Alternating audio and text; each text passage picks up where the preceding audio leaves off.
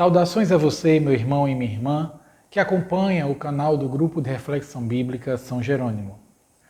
Hoje, neste tempo de Quaresma, queremos meditar juntos o texto do livro do profeta Isaías, capítulo 1, versículos 10 e 16 a 20. O texto de hoje, ele, de modo muito particular, está nesse clima da Quaresma, que nos convida à reflexão, à conversão, ao perdão, à mudança de vida. Nesse texto nós temos uma estrutura muito interessante.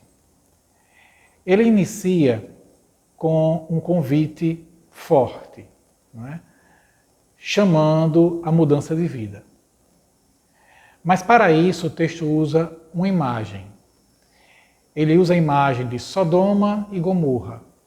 Por que essa imagem? Porque na tradição bíblica, essas duas cidades, elas estão no imaginário como o modelo, né, ou como a referência do mal, do pecado, da oposição a Deus, da corrupção.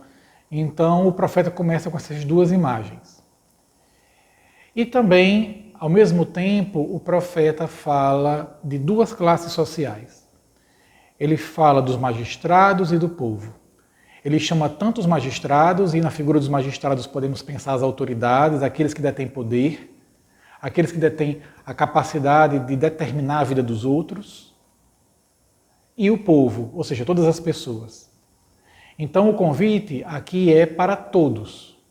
Tanto aqueles que têm autoridade, que regem, que governam, que têm poder, como o povo de um modo geral.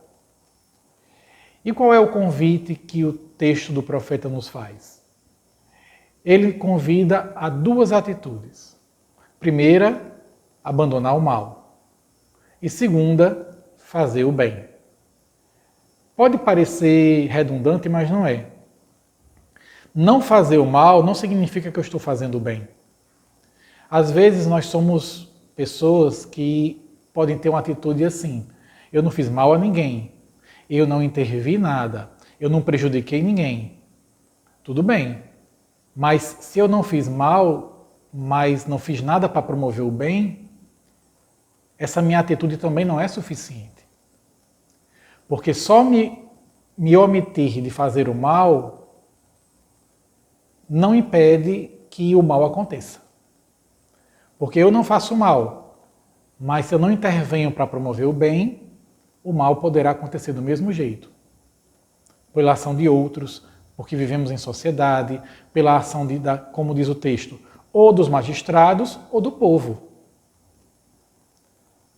Então só não fazer o mal não é suficiente. Por isso o profeta diz: abandone o mal e faça o bem.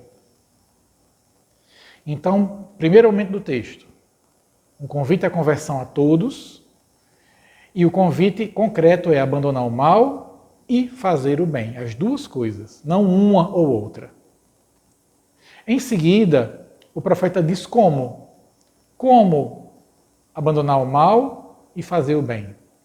Primeiro, corrigindo o opressor, ou seja, aquele que tem poder, aquele que pode sobre a vida dos outros, aquele que tem poder para controlar os outros. É preciso corrigir esses, porque o poder deve estar a serviço dos outros e não para oprimir. E aí fazer o bem aqui, abandonar o mal, significa parar de oprimir e ao mesmo tempo combater aqueles que oprimem, corrigir aqueles que oprimem, transformar a realidade que oprime, que causa injustiça, morte, sofrimento, pobreza, fome, miséria e que gera, muitas vezes, a morte dos nossos irmãos e irmãs. Então é preciso corrigir o opressor. E, por um outro lado, também é preciso julgar a causa do órfão e da viúva. E aqui é uma imagem bonita, porque, primeiro, o que é julgar a causa do órfão e da viúva? Julgar significa defender o direito, garantir o direito do órfão e da viúva. E a imagem do órfão e da viúva aqui é muito forte, porque na Bíblia o órfão e a viúva são o tipo, o modelo, a representação de todas aquelas pessoas que não têm ninguém por elas. São os últimos dos últimos. São aqueles que não têm direito, aqueles que não têm voz, aqueles que são invisíveis, que estão à margem, que não têm vez. Então, defender o direito do órfão e da viúva significa dizer garantir o direito à vida, à dignidade daquelas pessoas que muitas vezes são excluídas, invisibilizadas, colocadas à margem na sociedade. Esquecidas, negadas no seu direito de existir. Então, o que significa fazer o bem? Significa defender o direito dessas pessoas e garantir que elas tenham esse direito.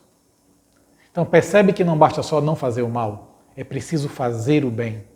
E o profeta, ele fecha o ciclo de maneira muito bonita ao dizer isso. E ao colocar concretamente como se abandona o mal e como se faz o bem. Corrija o opressor, combata as estruturas, as políticas, as formas de opressão e garanta o direito daqueles que são os excluídos, os pequenos, os pobres, os esquecidos. É assim, concretamente, que a gente pode mudar, né? Mudar de vida, se converter, abandonar o mal e fazer o bem.